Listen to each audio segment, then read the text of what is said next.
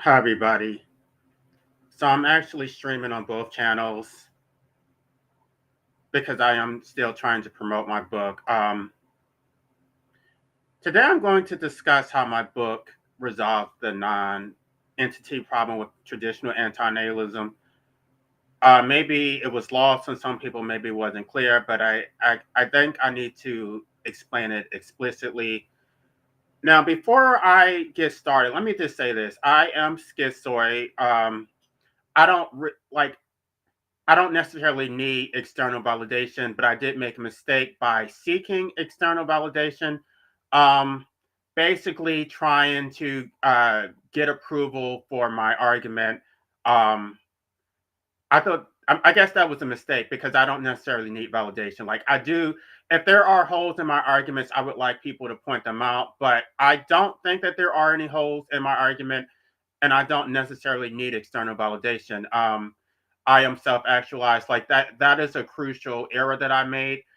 I guess because I did put it out, and when I wrote the book, I was concerned that maybe there were holes in my arguments, and so I really had to go back to the drawing board and try to tighten a lot of my arguments because my book was actually finished a long time ago, but I didn't want anybody to rip it apart. So I did go back and correct a lot of my arguments.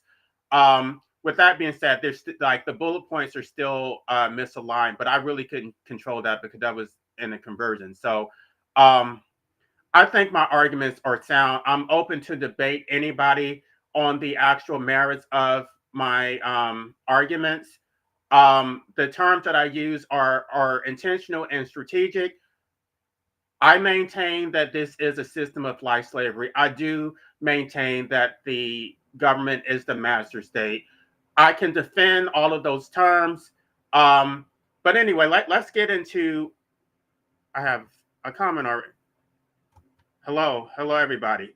Again, I'm streaming on both channels, so that's the reason why.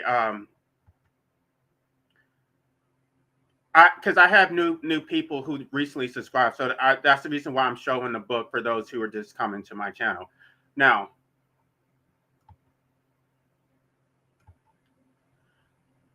I want to start out by talking about the non-entity problem. This was something that was cited in David Benatar's book, Better Never to Have Been. Um, And this is one of the arguments that has been used to supposedly or purportedly, ostensibly, I guess that would be a correct term, to ostensibly debunk antinatalism. Those who they use the non-entity argument to say that antinatalism is logically incoherent, it cannot be defended, and that therefore antinatalism has been refuted. So let me start out by talking about what the non-entity problem is. David Parfit's non-entity problem wasn't originally about antinatalism at all. In his landmark work, Reasons and Persons, Parfit introduced disposals in the context of environmental policy and future generations, not procreation ethics. The original problem concerns two policy choices: a depletion policy that depletes resources now, creating a worse world for people 200 years from now, versus a conservation policy that conserves resources, creating a better world for future people. Now, let me just summarize it because it's not really that interesting. But basically, what it's saying is that we could either conserve resources right now and have the best quality of life for those who are existing now, versus we could conserve resources to create a better future for those who exist in the future 200 years from now. um, and so the non-entity problem was really about the environment, basically saying that if you were to be wasteful of depleted resources or resources that would not be available in the future, you would not harm those who exist in the future because they don't have any interest in the resources that exist now. So that was the whole non-entity problem, and then it's been hijacked to debunk antinatalism. So the depletion harm policy harms future people, but Parson noticed something strange. The specific individuals who exist under the depletion policy would never have existed under the conservation policy, since different policies lead to different people being conceived at different times, meaning different sperm fertilizing different eggs, creating entirely different individuals. This created a puzzle.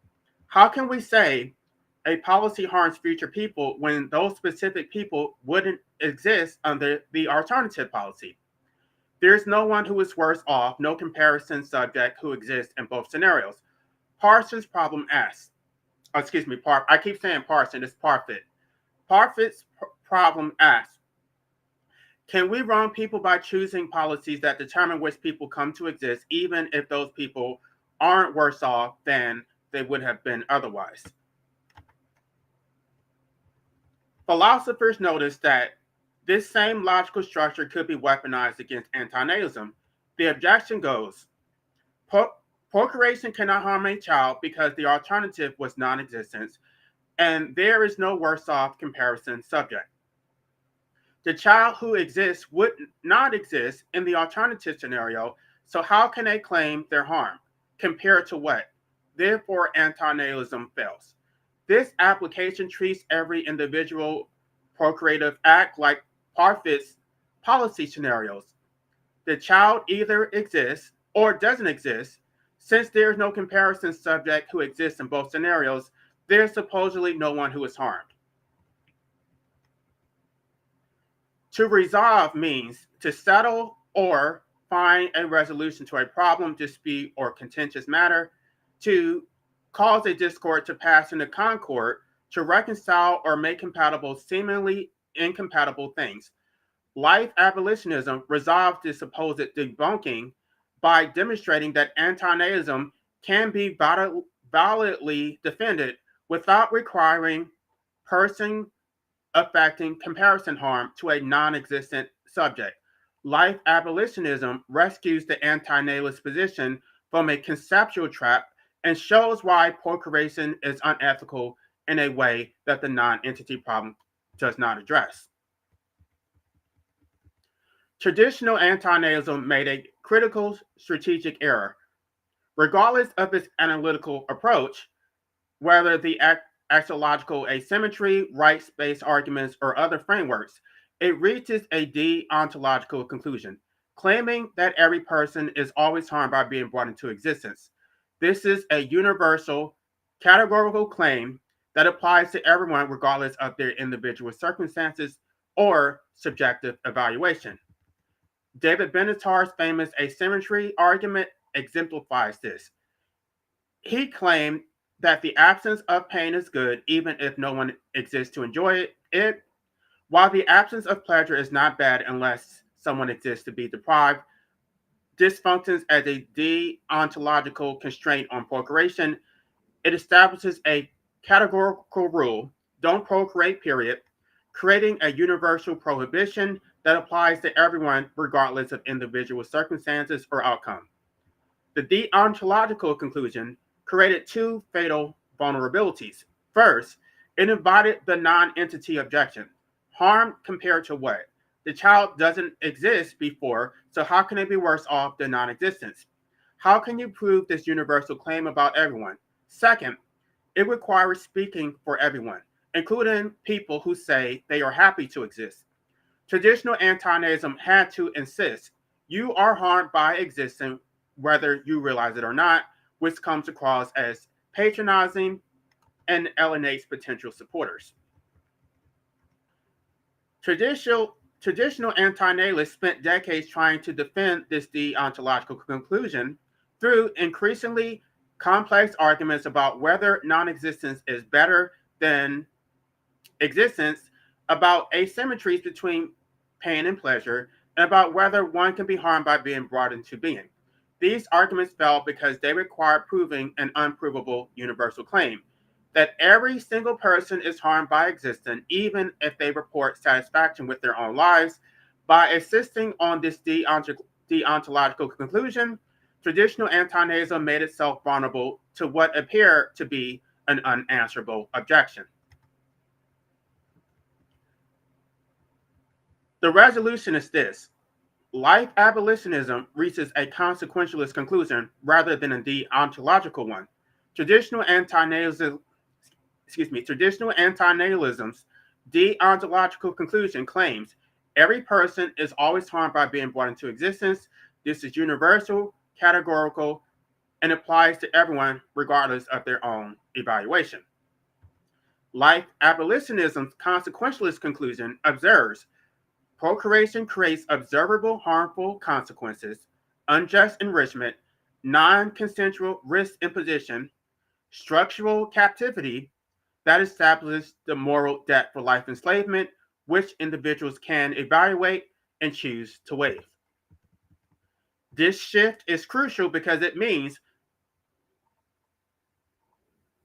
we don't have to speak for those who have made their own assessment about their lives and they're happy to exist.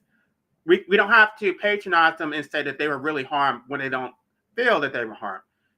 The debt exists structurally, but they can choose to waive it. If they don't feel that they were harmed by their parents, the moral debt can be waived by each life slave, which again, I'm going to stand 10 toes deep on the fact that I'm calling these people life slaves.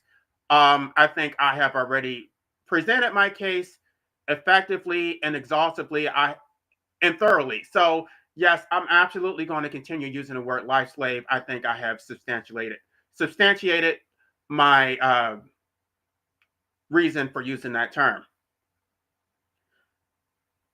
So life abolitionism doesn't need to prove a universal claim that applies to everyone. I don't need to prove existence is worse than non-existence for every single person. I don't need to win metaphysical debates about counterfactual states. Instead, I focus on actual consequences experienced by real existing people that who are free to assess their own existence for themselves. The ethical wrongness of procreation can be satisfied through three consequentialist grounds, none of which require the deontological conclusion that everyone is always harmed by being created. First, unjust enrichment. Procreation constitutes unjust enrichment of parents at the child's expense. Parents receive comprehensive benefits, including meaning, purpose, emotional fulfillment, social status, legacy, and existential validation. These benefits are obtained through an act that necessarily imposes irreversible costs on another person. The retention of those benefits is unjust, regardless of whether the victim is worse off than non existence. Unjust enrichment does not require a counterfactual harm person. It only requires a benefit to party A, the parents, or as I say in my book, the life enslavers, costs imposed on person B, the life slave, and no valid justification for shifting the cost. Once the person exists, there is no metaphysical puzzle. They bear measurable costs, over 5.96 million in expenses, plus immeasurable psychological, temporal, and existential burdens. The parents receive benefits, the child bears costs.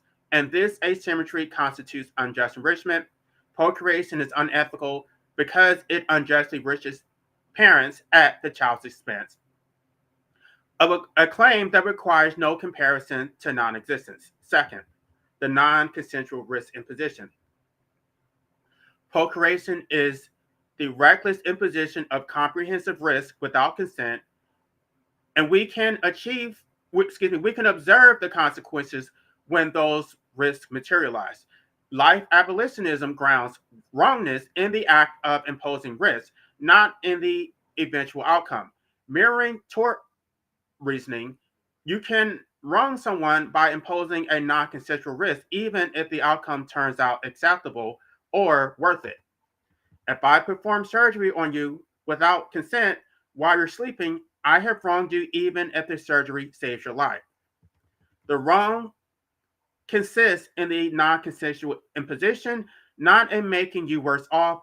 Procreation imposes comprehensive, irreversible risk, including the risk of severe suffering, risk of mortality, risk of exploitation, and risk of meaninglessness None of these risks can be consented to because consent requires a pre-existing rights bearer.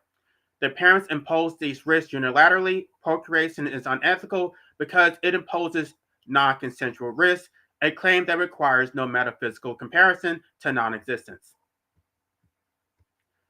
Procreation creates a captive, subject under coercive conditions with no exit rights, and we can observe the actual consequences of this captivity. The disposal rights test demonstrates that whoever controls disposal rights is the true owner. Once created, the person cannot exit their existence because the state monopolizes disposal rights through its prohibition on the right to a peaceful exit. This reframes procreation as the creation of someone who did not consent to exist, cannot exit their imposed existence peacefully, is forced to continue generating value for parents, the state, capitalists, while bearing all the costs, and others reap the benefits. This is structural domination, creating someone under conditions of captivity and forced value extraction. Procreation is unethical because it creates captive subjects, denied exit rights, who are forced to generate value for others, a claim that requires no counterfactual comparison. I did not arrive at the consequentialist, I didn't come to the consequentialist analysis through abstract philosophical theorizing. I arrived at it through lived experience. As someone who never wanted to exist, someone who served my father's interests, who ultimately disinherited me after I bore all the costs of my involuntary existence. When you're living under the consequences of procreation, certain things become obvious that remain invisible to detached observers. I could see directly that my father was unjustly enriched. He received emotional satisfaction, social status, the meaning of parenthood, while I bore all the costs. Then he disinherited me, keeping all the benefits that he received while discharging all obligations. I did not need to solve metaphysical puzzles about whether I was worse off than non existence. The injustice was right in front of me. He benefited, I paid. That's unjust enrichment, a straightforward consequentialist observation. I could observe that I was denied the right to exit. The state prohibited me from ending my involuntary existence peacefully while continuing to extract value through taxation, work or starve labor, or coercive work or starve labor, and compliance under threat of state violence. Thus, structural captivity, another consequentialist observation about actual conditions, experience, I experienced a non-consensual risk imposition when my parents gambled with someone else's life, mine, imposing risk of suffering, exploitation, and meaninglessness. Without any possibility of my consent, when those risks materialize, I bore the cost. This is why my consequentialist analysis was obvious to me, but apparently invisible to academic philosophers. They were asking theoretical questions about abstract creation, while I was asking practical questions about actual justice. Their question was, is this child worse off than non existence? This is a metaphysical, unanswerable question, while my question was, why did my father benefit while I bore all costs? This is empirical and answerable. They were detached observers evaluating procreation as a moral category. I was the created person seeking accountability for observable harms. When you're living the consequences, you naturally analyze consequences. When you're theorizing from the outside, you're stuck in metaphysics about the act itself. Even the name life abolitionism reflects the consequentialist focus. It's not existence, it's not that existence is metaphysically bad, but rather that abolishing the system that forces your involuntary continuation, advocating for permissive slash elective promortalism, for those who don't want to continue existing after life has been imposed on them. Life abolitionism asks, what do we owe people trapped in an involuntary existence? Not, is existence inherently worse than non existence? This explains why traditional antinatalism fails. Academic philosophers weren't trying to seek justice for themselves, they were trying to construct universal moral theories, so they adopted the ontological frameworks requiring metaphysical claims about everyone. I was trying to explain my own exploitation, so I observed consequences, and those observations generalized to all procreation. This is not about me being smarter than David Benatar. Obviously, I'm not. This is about perspective shaping analysis. Benatar approached procreation as a philosophical puzzle. I approached it as someone seeking justice for harm that was done to me. Different questions, different frameworks, different solutions. And it turns out the framework that emerges from lived experience, consequentialism, resolves the non-entity problem that stumped academics in the past.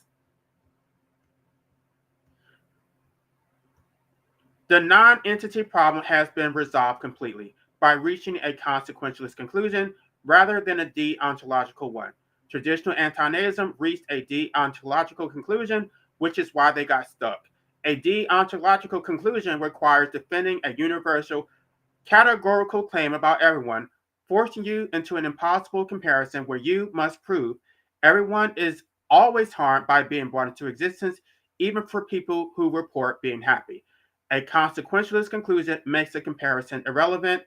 You're not claiming everyone is always harmed. You're observing procreation creates these observable consequences, unjust enrichment, non-consensual risk, while being denied the right to exit. Individuals can assess for themselves whether they were harmed and whether they want to waive the resulting debt.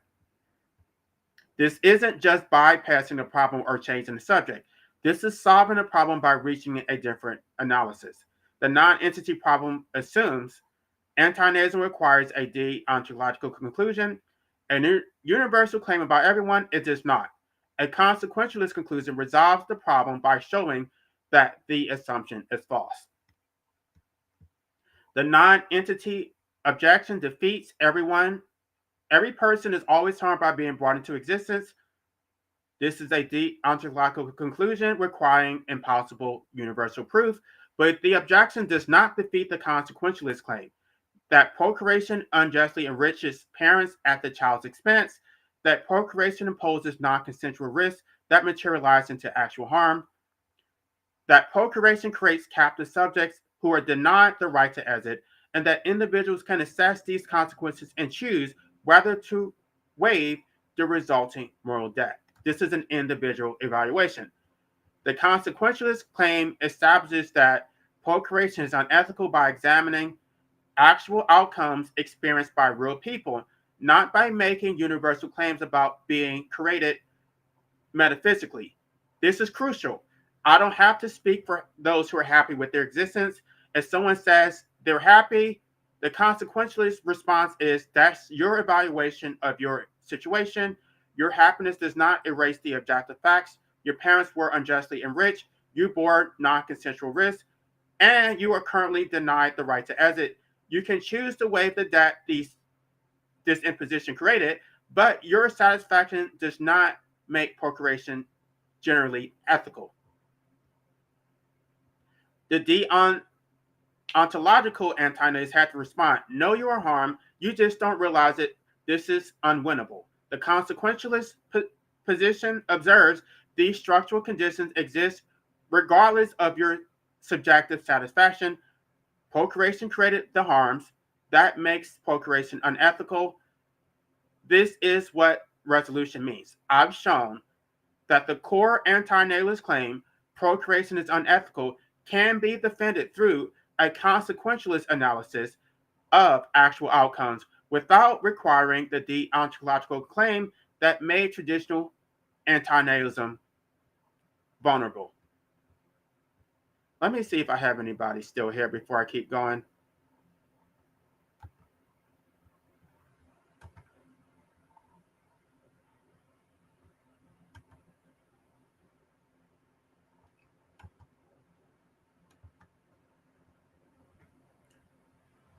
So some will say that I haven't resolved the problem, I've just moved the goalposts. I have not. Traditional anti-Nazism made a strategic error. It adopted a deontological framework when a consequentialist framework was available and superior. It assumed anti-Nazism required claiming everyone is always harmed by being brought into existence, a universal metaphysical claim about the act of creation itself. That was never necessary. The parallel to slavery is instructive. Early abolitionists might have argued deontologically, slavery is wrong because being owned is inherently degrading to human nature. Someone could object, but what if a slave reports satisfaction? Then they're not degraded. The better abolitionist argument is consequentialist. Slavery is wrong because it creates structural conditions, the denial of exit, the extraction of value, control over disposal rights that are unjust regardless of any particular report of personal satisfaction. That's not changing the subject or moving the goalposts. Slavery is wrong. That's defending the same position on more solid ground that can't be defeated by pointing to examples, anecdotal examples of slaves being happy or happy children. Life abolitionism does this for anti-Nazism. Um, It doesn't change what we're defending, that procreation is unethical. The position remains the same. It changes how we defend it by abandoning the deontological claims about inherent harm at creation, at the point of creation, and instead examining consequentialist facts about actual outcomes. Anti-Nazism is correct. It has always been correct. The non-entity objection was never actually debunked. It only debunked the deontological formulation that traditional anti-Nazis unnecessarily adopted. Now, some people might still object to my use of the word harm throughout my framework, suggesting that I'm making deontological conclusions that everyone is harmed by being created. But this is a critical distinction. I'm using harm to describe observable consequences that individuals can assess for themselves. I'm not making a universal categorical claim about everyone. The deontological conclusion claims being brought into existence is harmful to everyone, always categorically, regardless of individual circumstances or evaluation. The consequentialist conclusion observes procreation creates observable, harmful consequences: forced labor, the denial of the right to exit, forced value extraction, unjust enrichment that constitutes rights violation, and individuals can assess for themselves whether these consequences constitute harm, and then whether they want to hold those who harmed them accountable. The first requires defending a universal claim about all people. The second requires observable structural facts that individuals are free to evaluate for themselves.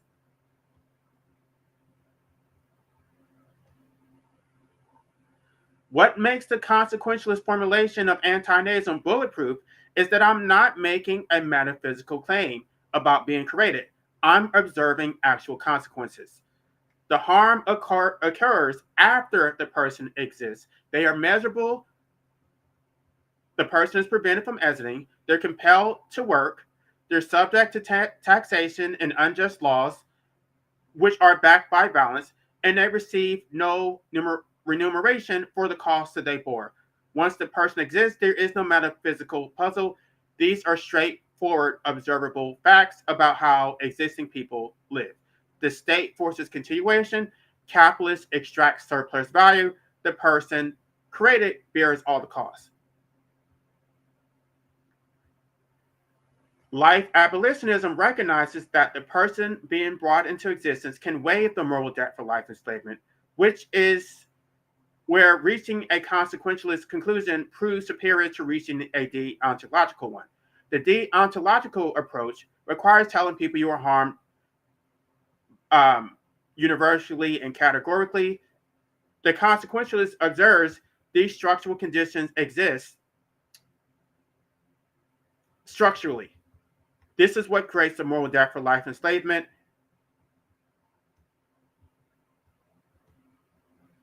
It doesn't have to deny anyone's subjective lived experience. It just observes the structural injustice or making the imposition of those conditions on others unethical. This arms the happy people objection while maintaining the anti-natalist core claim procreation creates observable wrongful conditions that generate a moral debt for life enslavement, even if some individuals later decide that the involuntary imposition was worthwhile or that they were not harmed by the imposition. Some may still claim that I have not proved that procreation is wrong. I've just showed that if they accept my premise about consent, exit rights, and unjust enrichment, any remaining objections are not about whether anti-Nazism has been debunked. They're about whether those who object accept the ethical premises that ground it. Right? You don't have to accept my premises. Right, but the problem is if someone rejects that consent is morally primary, exit rights are negotiable, right?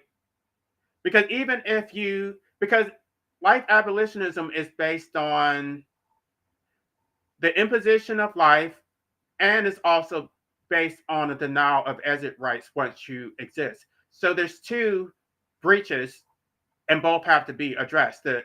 The first breach has to be addressed by the parents, and the second is to be addressed by the master state. If the master state is going to force you to exist, then the master state has a duty to maintain your involuntary existence in the form of socialism. I'm going to be reviewing chapter 3 of my book over the weekend, maybe Friday, I'm not sure.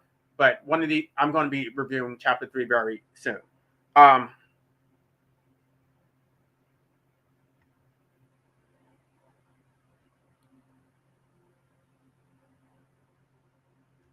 so the structural analysis is really not debunkable. This is a substantive claim that can't be debunked. These are observable facts. They're empirical. You can't negate the fact that they're forced to continue existing. The fact that they have to maintain a body that they never chose to inhabit. You can't negate the fact that there are tangible costs to maintaining your body. You have to work. That you have to pay rent. That you have to pay for your transportation costs. So excuse me, it creates a different framework from the deontological framework. It really can't be debunked unless, well, I'm open to somebody trying to debunk it, but you're going to have to actually address the substance of my argument, not by attacking the language. The language is justified. Even if I took the language away and didn't call people life enslavers and just called them parents, the argument itself is bulletproof.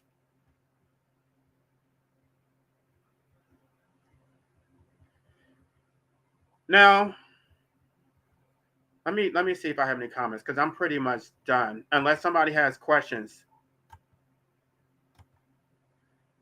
Well, that's great. I try to go over there and participate whenever I can, but yeah, I really need to promote this my book, and I need to defend my positions in case it's not clear. I did review it last week, so if anybody has any questions, like you can ask me while I'm live. So don't make assumptions about what my book did not claim, did not prove, or has proved. Like I absolutely did resolve the non-entity problem dispositively.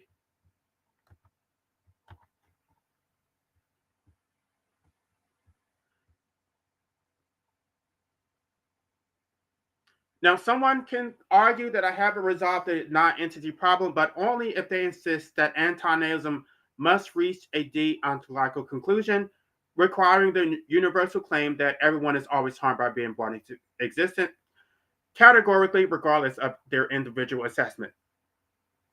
But that's demanding that anti-Nazism defend itself using the exact conclusion that makes it vulnerable. That's not philosophical rigor. That is gatekeeping. The non-entity problem does not debunk anti-Nazism. It only debunks antinatalism when formulated with a deontological conclusion. The antinatalist position that procreation is unethical stands with a consequentialist conclusion based on observable facts. The consequentialist conclusion doesn't require claiming everyone is universally harmed regardless of their own assessment. This reconciles antinatalism with the non-entity objection. The position that procreation is unethical survives because it never needed the deontological conclusion that made it vulnerable in the first place. For those who thought they debunked antinatalism, you defeated a particular formulation with a deontological conclusion, not the position itself. For those who felt intuitively that procreation is wrong, but could not articulate why, here is your answer. Focus on observable consequences that individuals can assess for themselves, not on universal categorical claims about everyone. Antinatalism is correct. Procreation is unethical, not because everyone is always harmed by being created categorically, but because procreation observably benefits parents at children's expense under unjust circumstances, imposes risks that observably materialize into actual harms people must bear, observably creates captive people who cannot exit and are forced to generate value for others, and allows the individual to assess whether they were actually harmed and choose whether to waive the resulting debt. The non-entity problem has been resolved. Anyone who claims otherwise is demanding that we defend antinatalism from the weakest position possible instead of the strongest. All right, y'all. That's my defense of my book and how I have resolved the non-entity problem. I'm open to debate. Anyone? I don't think there's any holes in it. Maybe if I'm not sure if it wasn't clear by reading the book. I just presented the argument like you can interpret it. You can interpret it however you want. The presentation was consequential. It wasn't deontological. I focused specifically in chapter 9 about the life slaves ledger, the comprehensive cost of having existence imposed on you. The entire book is talking about capitalism, how you're subjected to laws that you don't have. You don't actually have legal rights. You have rights on paper, but when you actually try to enforce them in court, they have all these procedural and technical barriers that basically mean that you don't have any rights because anytime you try to sue a state actor, they're protected with qualified or absolute immunity. If you try to sue the state is protected with absolute immunity. So I have absolutely proven that there are consequentialist, there's the consequentialist harm of the imposition of existence. It's a different framework. So I would say that I have resolved the non-entity problem. If you think that I have not, then really you need to establish how I have not. Like, where are the holes in my argument? I have established it conclusively and dispositively. Now the burden shifts on whoever disagrees with me. The burden shifts because I've already established it. If it wasn't clear in the book, I'm explaining it now. This is the consequentialist analysis. Now I'm going to go ahead and end this live stream. Y'all have a good day.